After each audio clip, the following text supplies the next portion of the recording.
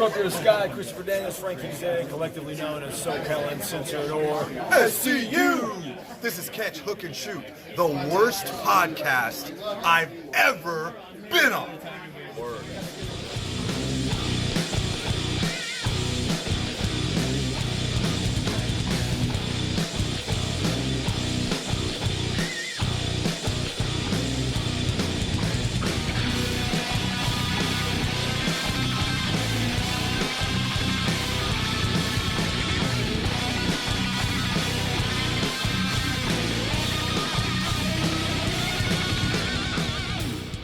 What's going on, everybody? Welcome to Catch, Hook, and Shoot, the best podcast you never heard of. My name's Tom. I am your host. Today is Sunday, November the 21st, and Survivor Series just ended as I'm recording this, and yeah, we'll get into that in a little bit, but I want to thank everybody for listening, watching, and subscribing on YouTube, Podbean, Spotify, wherever you get your podcast from.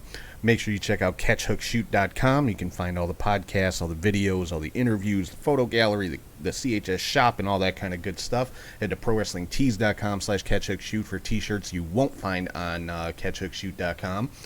And you can find all that and a whole lot more on our Linktree, which is Linktree/CatchHookShoot, or you can scan this little QR code right here in the corner of your screen.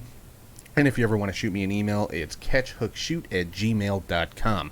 So let's get into the reviewing the three big events that happened this week: WWE Survivor Series, MLW's War Chamber, and also Impact's Turning Point. But before we get into that, let's kick things off like we always do with our lead story. So the lead story this week, again, more WWE releases. This time, John Morrison, Top Dollar, Ashanti the Adonis, Isaiah Swerve Scott. So all of Hit Row now is gone from WWE. Just unbelievable. Tegan Knox, Drake Maverick, Shane Thorne, and Jackson Riker all released this past week. I mean, Hit Row was literally just brought up to Smackdown in the draft, and then first they get rid of the only woman in the group, B-Fab, and then, you know, a week later, 2 weeks later, they get rid of the other three. It makes no sense. I don't get it. John Morrison, arguably one of the best in wrestling over the last 10 years, you know, has wrestled everywhere from AAA to Impact to Lucha Underground, and has thrived, and WWE can't figure out what to do with him? Are you kidding me? You know what? I'm going to get into more of this a little bit later in the show, but yeah, more releases from WWE, and of course their standard excuse, budget cuts. I think that's the part that gets me more than anything else, is they always use the budget cuts excuse, which to me is just a blatant lie. I'm sorry. It's a cop-out. You know, just be honest and say, you know what, we don't know what to do with you guys. You don't fit the direction that we want to go, so we can't use you. I mean, you know, I can at least respect honesty, but this is just completely senseless. So it is what it is. It's WWE. That's what they do, you know. And I think Tommy Dreamer said it best on Busted Open Radio a while back. He's like, unless your name is The Undertaker or Shawn Michaels, you're going to get released. That's just the way it is. You know, that's the nature of the beast. That's pro wrestling. People, you know, get released, or contracts expire, things like that. It's a business. I get it. The thing that gets me is the bullshit excuse that WWE uses with their whole budget cuts thing, because that's a load of crap as far as I'm concerned. But anyway, I'm going to leave that alone for the moment. We'll get into a little bit more fun stuff to talk about, and we're going to start that off with the match of the week. Alright, so this week's match of the week comes from AEW Dynamite, and it was the debut of Jay Lethal, the in-ring debut of Jay Lethal, taking on Sammy Guevara for the TNT Championship. Just a phenomenal match between these two guys, but, I mean, you would expect nothing less. Jay Lethal, like I said about John Morrison, one of the best of, the last 10, 15 years or so. And, former Ring of Honor champion, and just a lot of accolades to his credit. And, making his AEW debut in a TNT Championship match, and him and Sammy Guevara just tore the house down as far as I'm concerned. So, yeah, like I always say, if you're going to watch one match this week, Jay Lethal versus Sammy Guevara from AEW Dynamite this past Wednesday. So let's get into some more highlights of the week, some more good stuff going on in the world of pro wrestling, and we're going to do that in the 3 count. All right, first up on the 3 count from Turning Point, Impact's event this past weekend.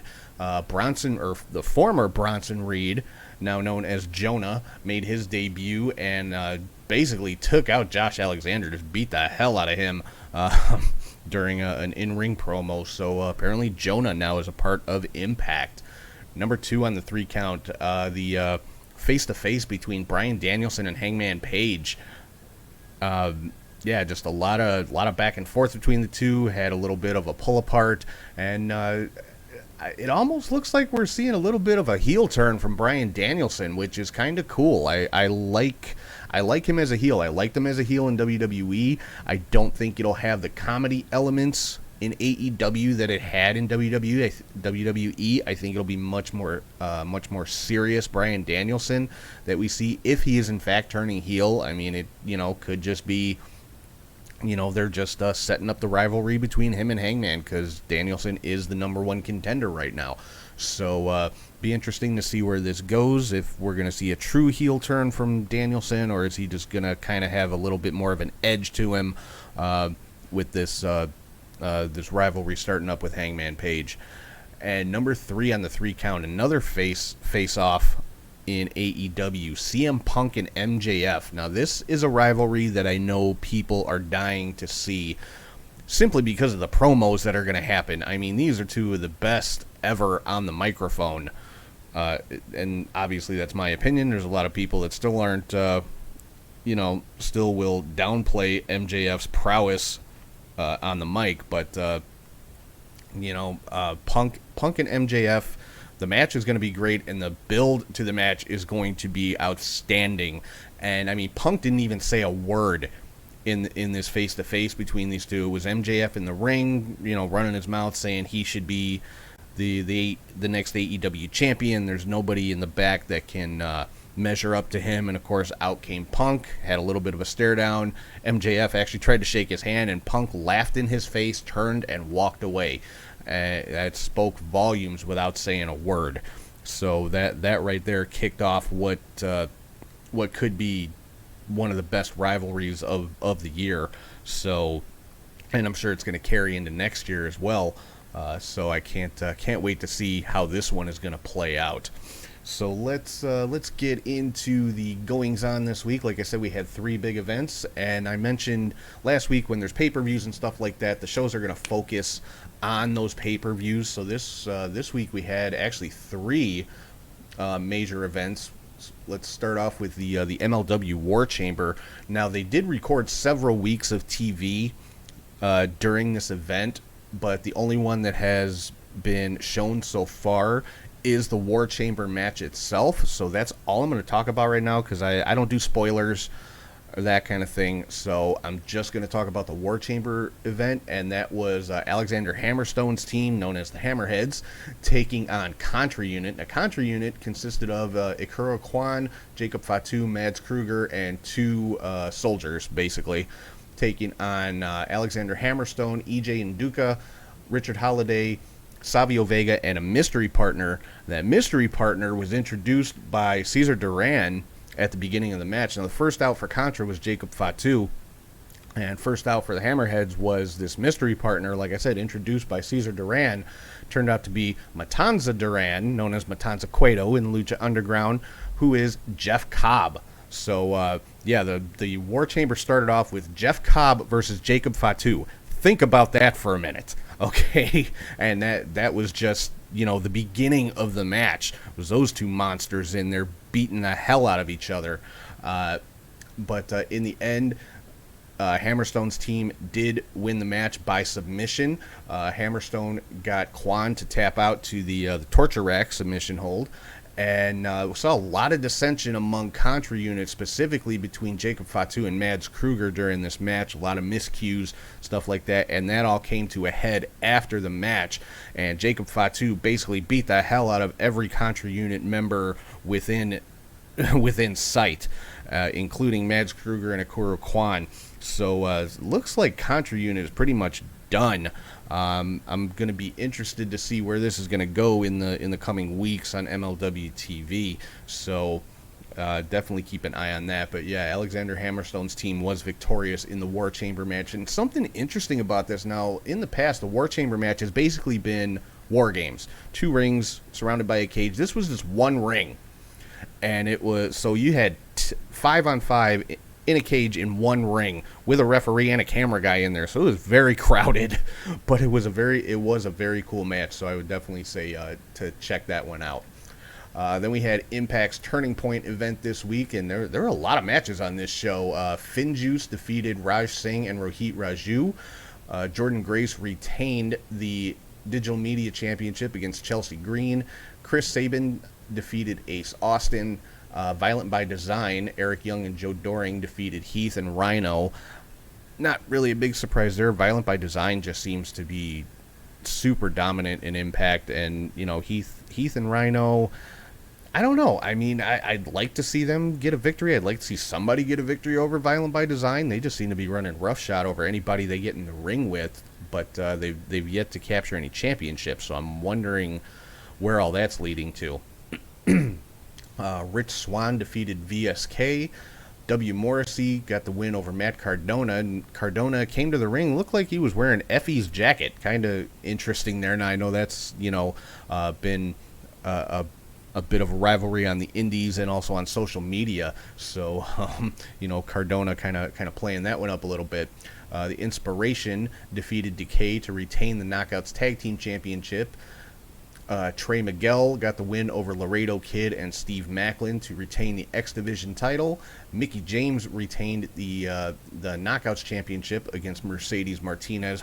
I'm hoping we see a lot more Mercedes Martinez in Impact. You know, she definitely fit into their women's division very, very well. So I'm hoping she's going to be a mainstay with Impact. The Good Brothers retained the tag team titles against the Bullet Club, Chris Bay and Hikaleo. And Moose defeated Eddie Edwards to retain the Impact World Championship. And now Survivor Series, which, like I said, just ended as I started recording this.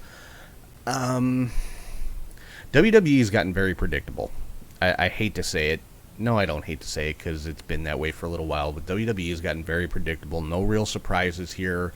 You know, exactly who you would think would win all these matches are the ones who won. Shinsuke Nakamura defeated Damian Priest by disqualification. Priest went after Rick Boogs at ringside, broke up his guitar, and then hit Nakamura with the broken piece of guitar to get disqualified. Becky Lynch defeated Charlotte in the women's champion versus champion match. In the men's 5-on-5 Survivor Series match, Seth Rollins was the sole survivor for Team Raw. Interesting to note in this one, Kevin Owens actually walked out on Team Raw right at the beginning of the match. Like, he wanted to start the match, the bell rang, and he left and took the count out. So they're still kind of teasing a heel turn with Kevin Owens, which not a real big surprise. You know, Kevin Owens has been back and forth almost as much as the Big Show at this point. But, you know, we'll see what happens. I mean, it's not like he had a rivalry against a specific person that he was walking out on. He just walked out on Team Raw. So I guess we'll probably find out more on that one tomorrow. They had a 25-man battle royal to basically honor The Rock's 25th anniversary. He debuted 25 years ago at the Survivor Series, so they had a battle royal in his honor. Of course, The Rock was not there, and apparently this battle royal was sponsored by Pizza Hut because there was a bunch of pizzas in the entryway, and the Street Profits came out carrying a Pizza Hut box and were throwing pizza out to the crowd, and I don't know it, whatever. But Omos won that battle royal. Again, no big surprise. Biggest guy in the match wins the battle royal. It did get down to Omos and Ricochet, though. They let you think for a half a second that Ricochet might win, but of course, you know, Omos got the victory. In the tag team champion versus champion match, RK Bro got the win over the Usos. The women's 5-on-5 match, Team Raw won again, with Bianca Belair being the sole survivor this time. On the SmackDown side of that one, we did see a little bit more of the friction between Shotzi Blackheart and Sasha Banks come out. They, went after each other a couple of times, and but yeah, so because it actually got down to a 4-on-1 for Bianca Belair, and she won the match, got the final pinfall over Shotzi Blackheart. And then the men's champion versus champion match, Roman Reigns got the win over Big E. Again, not a big surprise. It was a pretty good match, though. A lot of back and forth. Big E did look very strong. It wasn't just like a squash match where Roman just dominated Big E the whole time. So it was a good match. I would have liked to have seen Big E get the win, but Roman is the number one guy in WWE right now, so that they're not going to have him take a loss to anybody. So, I mean, he's coming off of a victory over Brock Lesnar, so they're not going to have him take a loss to Big E, unfortunately, because I think, I just think a Big E victory there would have been, it would have made the crowd happy. I can tell you that, but not to be this time. So. That is that breaks down the Survivor Series there. Interesting note out of New Japan this week. I just wanted to mention we found out that there's Wrestle Kingdom is going to be 3 nights this year, and the third night of Wrestle Kingdom is going to be New Japan versus Noah. So that should make for some interesting matchups, and definitely going to be keeping an eye on that to see what those matchups are going to be. So that's going to do it for the breakdown of the pay-per-views for this week. So right now I'm going to throw it over to Charlie G, and he's here with the Indie Cut.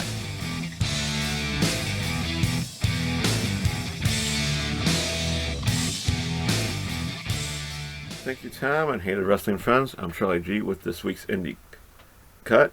And once again, highly evident since business has been picking up, you might say.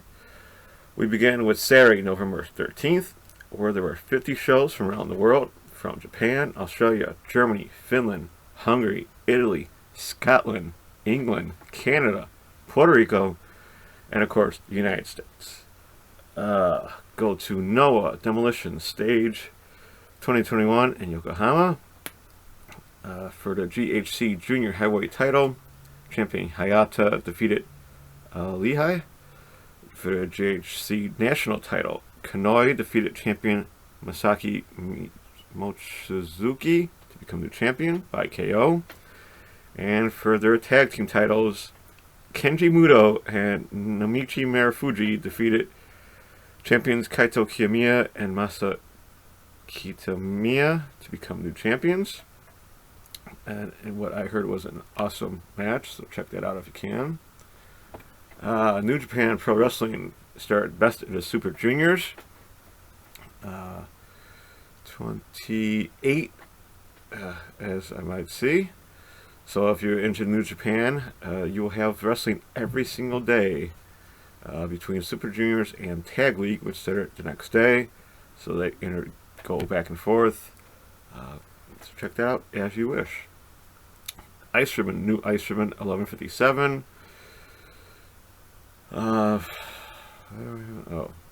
For the Triangle Ribbon title, Maika Ozaki defeated champion Rina Singaki and Totoro Satsuki to become new champion. For the Fantasia Ice title, number one contendership, and World Underground Wrestling Women's title, Kane Fujita defeated champion Tekla to become the champion. And for the Ice Infinity title, Tsukushi Haruka defeated Tsukasa Fujimoto to become new champion. Sorry if I keep on destroying those names. All Japan Pro Wrestling started their Real World Tag League as well. But this in a regular tag match, I thought this was pretty cool. Super Crazy and Tajiri. ECW Day is back. Defeated Asuki Aogi and Rising Hayata. So that had to be pretty cool. We had to Progress Chapter 125, Castle of Illusion from London, England. Kid Lycos defeated LJ Cleary. For the Progress Revolutions of Divine Love semifinal match, Mercedes Blaze defeated Alexis Falcon. For the Progress Unified World Title, champion Cara Noir defeated Nick Riley. And for the Progress Unified World Title #1 contendership match, Gene Mummy defeated Big Guns Joe, Ethan Allen, Kid Lycos II, LK Mazinger, and Man Like DeReiss. DeReiss, yeah. So nice to see Progress more in action. Back here in the States, we go to New Japan Strong, episode 66, Showdown Day 2. Alex Zane defeated Ari Daivari. Fred Rosser and Rocky Romero defeated Danny Limelight and Tom Lawler. That's pretty cool. Jay White defeated Fred Yaihai. And Minoru Suzuki defeated Chris Dickinson. So, of course, that was taped because it was also New Japan Battle in the Valley from San Jose, California, live on Fight TV. This was after Full Gear, so if you're into more wrestling, this is the end of your night pretty much. Josh Alexander defeated Yu Uemura. Bateman and Mysterioso defeated Brody King and Chris Dickinson. In this match, Dickinson dislocated his leg from his hip while trying to do the frog splash dedicated to Eddie Guerrero. He missed and landed wrong. Well, he didn't miss, he just landed wrong. He was hurt immediately, you could tell, tagged out, somehow and got back in. He will be out for about 6 months. Last I saw, he's already kind of walking around. He maced the doctors already, so it may be 6 months or less, depending how things go. But all the best to Chris. He was doing really well, and Ring of Honor going under, pretty much losing a steady paycheck. This is gonna hurt a little bit. It's going to go to 10-man tag. Alex Coughlin, Alex Zane, David Finley, Fred Rosser, and Rocky Romero. Defeating Team Filthy of Danny Limelight, Corral Nelson, J.R. Krotos, Royce Isaacs, and Tom Lawler. Clark Kerners and Carl Fredericks defeated Jeff Cobb and TJP. Of course, pinning TJP. Will Ospreay defeated Ben Rita. And a really good match there. Moose defeated Juice Robinson. It was alright. By this time, I was kind of tired of wrestling, even though I didn't have to watch all Full Gear. Okada defeated Buddy Matthews. Now, this was a good match. I enjoyed it immensely. Check that out if you can. And then for the Never Openweight title, Tomohiro Ishii defeated champion Jay White. In a rather lengthy match. It could probably cut a little shorter, but nonetheless, great show by them in the States. Hopefully they can do more, and there's a lot more talent out there to get, so stay tuned. We go down to New Texas Pro Wrestling, Dallas 41 from Dallas, Texas on IWTV. For the New Texas Pro Lone Star title, Pure Rules match, champion Max Heights defeated Chandler Hopkins. For the New Texas Pro Women's title and Ring of Honor Women's World title match, champion Roxy defeated Trish Adora, retaining her titles, of course. And for the New Texas Pro title Monsters Ball match, champion Brian Keith defeated Calvin Tankman. To Midwest All-Star Wrestling Grand Slam number 3 from Oakdale, Minnesota on Fight TV as well. Yeah, Saturday, like I said, a lot of wrestling on Saturday. And very viewable. For the SDW Northern States title, champion Garrison Creed defeated Derek Stone. Ken Anderson was back in action, defeating Rampage Santana. Heidi Howitzer and Maxton Paler defeated Heather Monroe and Ray Lynn. Delilah Doon defeated Lady Luck. Paul Verk defeated Too Cold Scorpio. For the Women of Nations Cup match, Misa Kate defeated Maserati. And in the main event, it was Jerry the King Lawler defeating the System. So Jerry the King has been in action 2 weeks in a row. Great for him, right? To Limitless Prize Possession from Maine. For Limitless World Title, Alec Price defeated champion Anthony Green to become the champion. So Alec Price seems to be the go-to guy these days, and he's all right. He's not growing on me, but he's been in a lot of matches, and he's pretty good. But just not my style. To North Pro Wrestling from Moncton, New Brunswick, Canada. Their Massacre show for the NPW heavyweight title in a 3-way match. PCO defeated Channing Decker and Dick Durning to become champion. So PCO pretty much done with Ring of Honor, is already in Canada winning titles. Nice job. And finally, head to International Wrestling Association Puerto Rico Impacto Total show. Savio Vega defeated El Wizard. So first time saying the show from there. It's pretty good. On to Sunday, November 14th, Stardom Gods of Stardom Tag League Day 7, the final show. So we'll start with the B block matches. Hanan and Rina, who finally got 2 points, defeated Mai Sakurai and Unagi Sayaka, who had 4. Hazuki and Kaguma have 7, defeating Fukigen Death and Saki Kashima, who had 4. Sai Kamatani and Yutami Hayashita have 7, defeating Himeka and Natsupoi, who had 6. So Himeka and Natsupoi almost won the B block there. So for the B block tiebreaker match, it was Hazuki and Kaguma defeating Sai Kamatani and Yutami Hayashita. All these matches were pretty awesome. Go to the A block, and we got Mina Surikawa and Tam Nakano with 3, defeating Lady C and Waka Tsukiyama, who of course had 0. Ruaka and Starlight Kid, who have 6, defeated Micah and Siri by DQ. They had 7. And then we also had Azumi and Momo Watanabe with 7, defeating Mayu Iwatani and Rin Kadokura, who also have 7.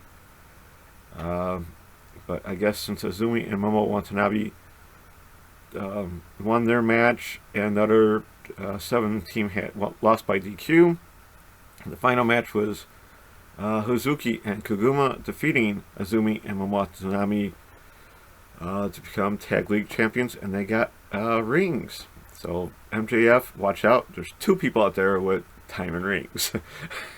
And Hazuki will kick your head off. As I said before, New Japan Tag League started. In one of the matches, it was Taichi and Zack Sabre Jr. Defeating Minoru Suzuki and Taka Michinoku. So it looks like the Suzuki tour has ended, as he is back in Japan. I'm sure it was fun by all, and I'm sure he'll be back pretty soon.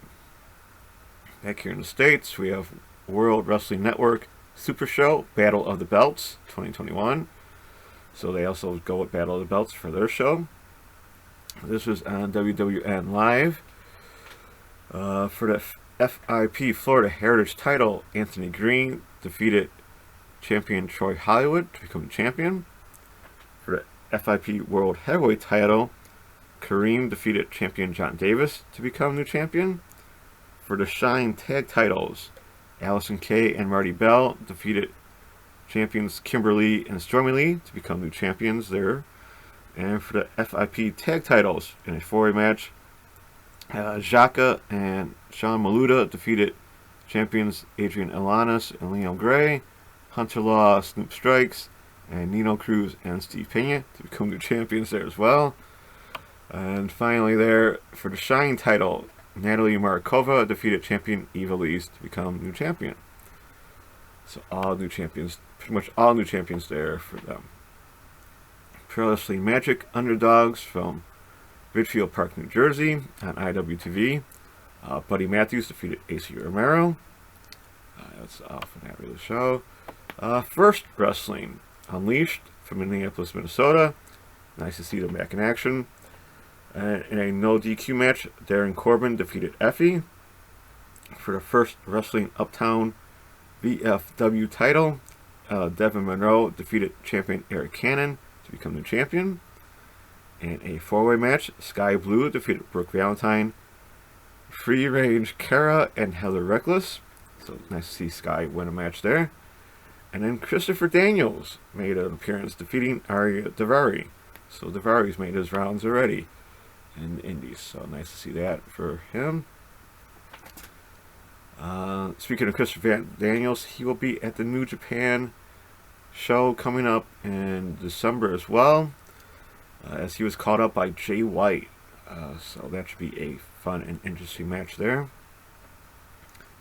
And then to Chaotic Wrestling, the Balance of Power from Watertown, Mass. You can find them on Twitch TV, so check that out.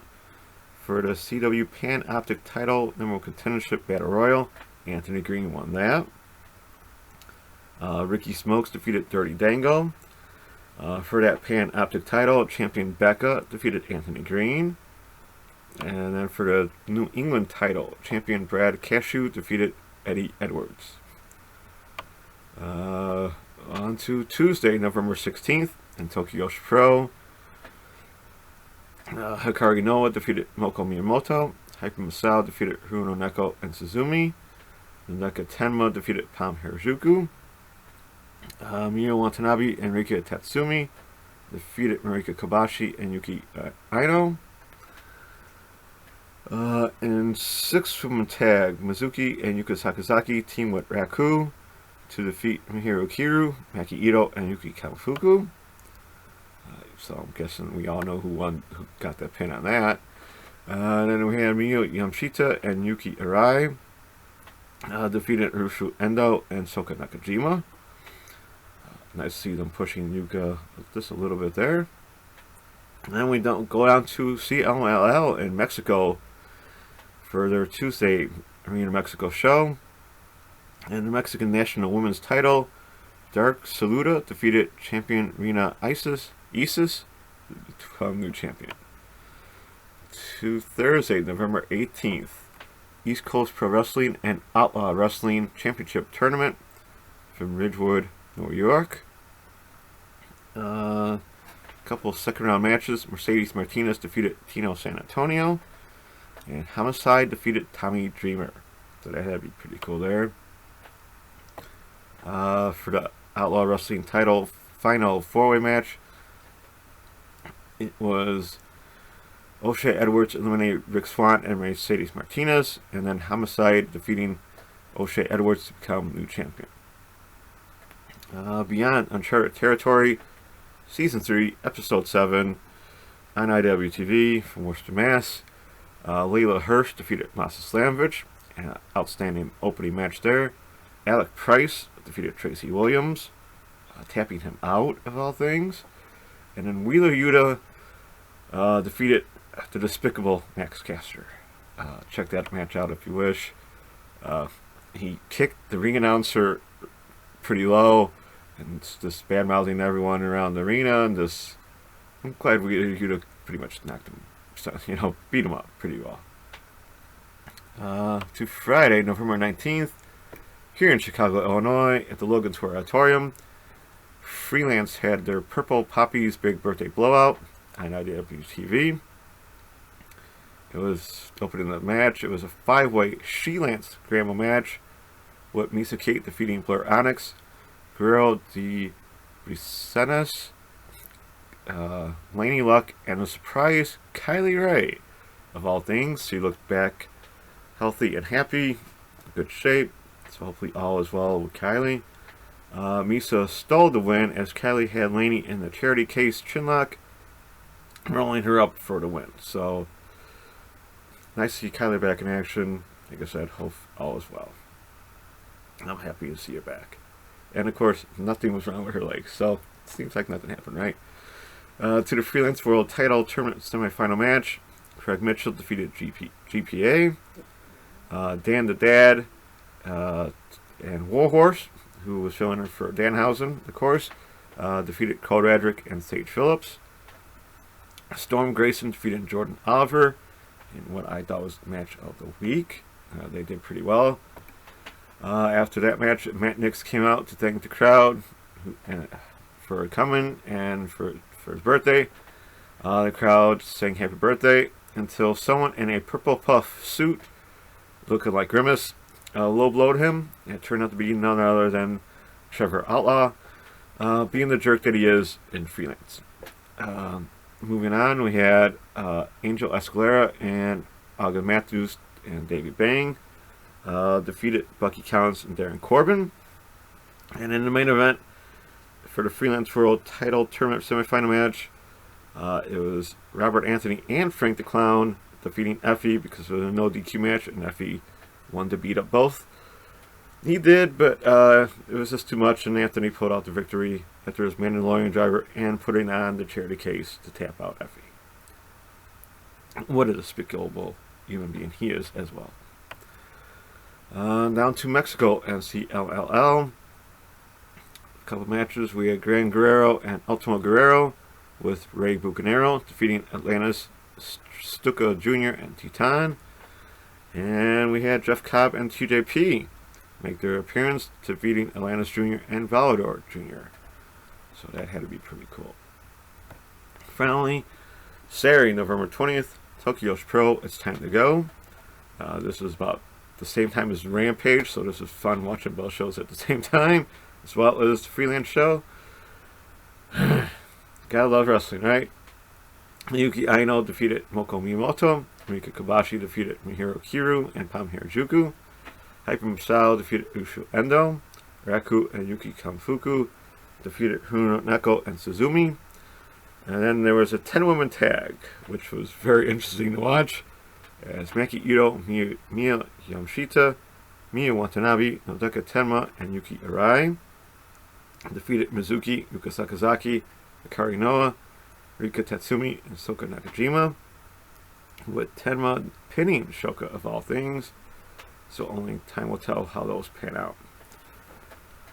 One final note, I was able to see that GCW announced that they will be holding an Independent Wrestling Hall of Fame ceremony on January 22nd, so stay tuned for further details, because that is very cool in my books. Can't wait to see who they induct first for independent wrestling, right? That's a wrap for me. Till next time with more show results and recaps.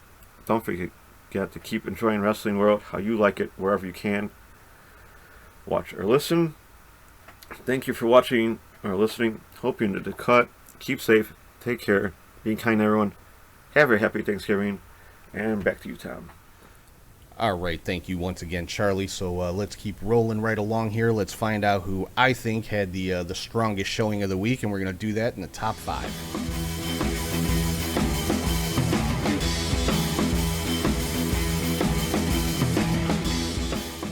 First up on the top 5, Jacob Fatu. Like I said earlier, Contra Unit kind of blowing up at the end of the War Chamber match, and Jacob Fatu just decimating every member of Contra Unit that was in arm's reach of him. So looks like he's going to be striking out on his own. Jacob Fatu, if you have not watched MLW, if you're not familiar with Jacob Fatu, go check it out. All the episodes are on YouTube. Just Google up Jacob Fatu. Watch some of his matches. Watch the things that this guy can do. And, he's been a part of Contra Unit for a long time. He was the MLW World Heavyweight Champion for like 2+ years. And, he's a phenomenal athlete. And for a guy his size, he is part of the Samoan Dynasty. And for a guy his size, the way that he can move around, the things he can do in the ring is just amazing. How WWE hasn't scooped him up to be a part of the the bloodline or whatever, or maybe they've tried and maybe he turned them down, who knows. But Jacob Fatu, definitely give him a look if you're not familiar with him. Next up on the top 5, Sammy Guevara. I talked about in the match of the week, him against Jay Lethal. Sammy Guevara, definitely one of the the pillars of AEW that MJF likes to talk about. He talks about himself, Darby Allin, Jungle Boy. I'm pretty sure Sammy Guevara was the 4th one. But anyway, he's definitely one that is going to, the future of AEW is going to be built on on his shoulders. He is one of the ones who's going to carry AEW. Got MLW on the brain today. Sammy Guevara is one of the ones who will carry AEW into the future. Third on the top 5, Jonah, like I said, made his debut at Impact and made an impact in his debut. Like I said, beat the crap out of Josh Alexander. Number 4, CM Punk with his silent confrontation of MJF. Like I said, spoke volumes without saying a word, so I can't wait to see how that rivalry plays out. And number 5, or number 1, or however you want to count it, Roman Reigns. I mean, like it or not, he is the top guy in WWE, and they have him positioned very well. I mean, I think Roman Reigns right now is one of the few things that WWE is doing right. You know, I mean, people have been clamoring for years for Roman to turn heel, and they finally did it, and it works, and he's good at it. So, you know, I got to give the devil their due with that one. Like I said, Roman Reigns, one of the few things that WWE is doing right now. So, next up on the show, I get to play Armchair Promoter, and I always do that in the Fantasy Booker.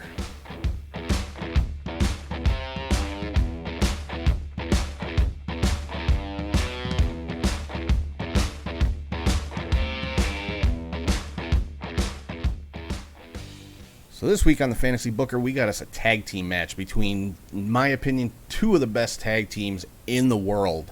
And if you disagree, I have to question your wrestling knowledge. I'm sorry, I just have to. But I'm talking about the Briscoe brothers, and I'm not talking about Jack and Jerry. I'm talking about Jay and Mark taking on FTR. Now, with the recent news about Ring of Honor not really shutting down, but going on hiatus and releasing everybody from their contracts, this is something that could happen. I mean, the Briscoes, I think, would be a damn good addition to the AEW tag team roster. And, you know, this is a match I think fans would go crazy for. So, I mean, you know, the FTR, very traditional, old school type tag team. The Briscoes, they're brawlers. They got some high flying elements too, and just mainstays in Ring of Honor. They're like, what, 9-10 time tag team champions in Ring of Honor. The Briscoe brothers are Ring of Honor. Let's be real here. The Briscoe brothers are the greatest tag team in the history of Ring of Honor. So I would love to see them take on FTR. I think it'd be just an amazing kind of clash of styles, but I think they would complement each other so well because they are such great teams. So yeah, that's my Fantasy Booker for this week. I want to see the Briscoes versus FTR. Tony Khan, if you're listening, make it happen. Come on, people want to see this. So yeah, Briscoes and FTR. So let's get into the last segment of the show here, where I kind of spout off an opinion that may not be so popular, and I don't think this week is going to be any exception, and that is the weekly hot take.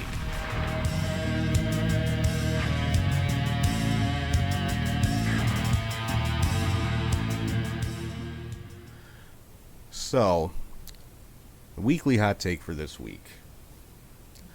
Vince McMahon is God. And I don't say that in a good way, in a complimentary way. Vince McMahon has the worst God complex of anybody I've ever seen. I don't care if I don't know him, I've never met him. People are going to argue with me and say I don't know what I'm talking about. Fuck off. Vince McMahon has the worst God complex of anybody I've ever seen. You want to know why? Because, and this is just from judging from his actions, because nothing happens in WWE without Vince's okay. Okay, so it all comes down to Vince. If it is not in his image, he doesn't want it. If it's not his creation, he doesn't want it. WWE, Vince McMahon, are constantly trying to fix things that are not broken, trying to make it their own, because if something is getting over that they didn't create, it gets shot down, it gets buried, it gets killed. Okay, the only exception to that in recent memory is Bryan Danielson with the Yes Movement, when the fans basically revolted against WWE to the point where they did not give them a choice but to push Bryan Danielson to the world title. And what happened when they did? Immediately after he won that title, it just started downhill. You know, he didn't hold the title for very long, and because that wasn't the WWE's plan, that wasn't Vince's plan. Look at Killer Cross. Over like crazy in NXT. Didn't need any weird, crazy gimmicks or helmets or gear or any of the crap that they saddled him with on Monday Night Raw. Had one of the best entrances in WWE, and working with Scarlett complemented him so well. And they bring him up to Raw, they get rid of Scarlett, they put this ridiculous looking gladiator, whatever the hell it was, gimmick on him, and it killed him. Killed any momentum he had. Went undefeated in NXT. What happens? He debuts on Raw, he loses his first match. They stripped away everything from him, and it didn't work, and now he's been released, and you know what? That's probably the best thing that could have happened to him. You know, and these are just, that's just one example of, you know, if it's not in Vince's image, if it's not something Vince created, if it's not to his liking, to his personal taste, he doesn't want it. He doesn't. I'm sorry.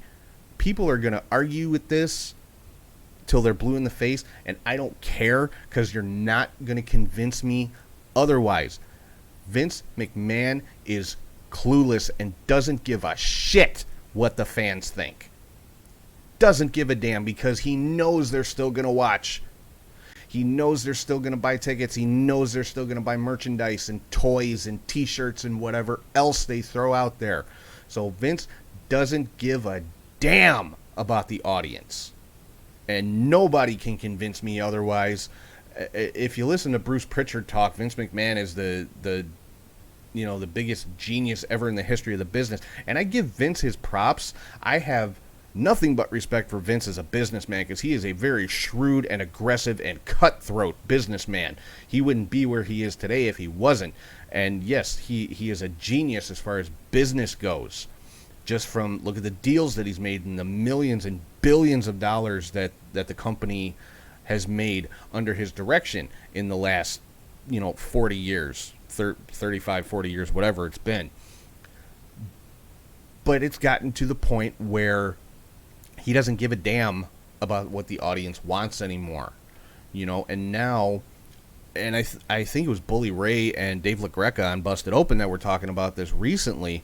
It seems like WWE is more concerned about gearing stuff towards kids, kind of the way it was in the 80s. It's like they're circling back to, wanting those characters that they can get the action figures for, and that, the kids will pester their parents, oh, buy tickets, I want to go see, Nikki ASH, or I want to see, whatever other character there is that's appealing to, to the younger kids that they want the toys for and the t-shirts for, and they'll splatter in a little bit of stuff for adults, but, just to kind of keep their interest a little bit. But, yeah, I mean, Vince doesn't give a damn about a wrestling audience anymore. Vince is no longer a wrestling promoter. Hasn't been for a long time. And again, if it's not in his image, if it's not to his personal liking and taste, he doesn't want it. Hit Row was over. Vince probably didn't get it. So, they're gone. Killer Cross was over like crazy, and they had to kill it because Vince didn't create it. So they had to change it to something that Vince did create or something that Vince did like. I mean, I don't get it, really. You'd think in a business like pro wrestling or sports entertainment, you want to please your audience and not piss them off, but again, I don't think Vince cares, because people are still going to buy the tickets, they're still going to watch Raw. Vince cares more about advertisers and marketing deals and that kind of thing than he does about if his fans are happy. And again, that goes back to him being a very shrewd, very smart, and a very cutthroat businessman. You know, the upside of this is when people like John Morrison and Swerve Scott and Tegan Knox and Shane Thorne get released, that means they're out there for companies like MLW and Impact and AEW or New Japan or AAA or whatever for those companies to pick up. Because I guarantee you John Morrison is going to land somewhere. So is Taya Valkyrie. It wouldn't surprise me to see one or both of them pop back up in Mexico sooner rather than later, or back on Impact, or in AEW. I want to see John Morrison in AEW just so he can use the name Johnny Elite. That's the only reason I want to see him there. Plus, he could have some damn good matches with some of those guys. Can you imagine John Morrison in the ring with, say, Darby Allin? Jesus Christ. So, I'm sure all of these wrestlers are going to be fine. But so yeah, that's my rant for this week. Vince McMahon has the worst God complex of anybody I've ever seen in my life, and nobody can tell me any different. So that is going to wrap up the show for this week. And once again, I want to thank everybody for watching, listening, and subscribing on YouTube, Podbean, Spotify, Apple Podcasts, or wherever you get your podcasts from. Make sure to check out CatchHookShoot.com for all the cool stuff that we got there. Head to ProWrestlingTees.com/CatchHookShoot for your t-shirt needs. And you can find all that and a whole lot more at Linktree/CatchHookShoot, or you can scan the little QR code right here in the corner. If you're watching on YouTube, that'll get you links to everything, every platform that the show is on, and all other kinds of stuff. So check that out too. And if you want to shoot me an email, it's catchhookshoot@gmail.com. So with that, I'm going to wrap things up. Hope everybody has had a great week. Hope everybody has a fantastic Thanksgiving coming up. Enjoy the time with your family. Enjoy time off from work, hopefully. I know I'm going to. So, but yeah, have a great Thanksgiving holiday. To have a great week overall. Enjoy all the great wrestling coming up this week, and I will talk to you guys soon.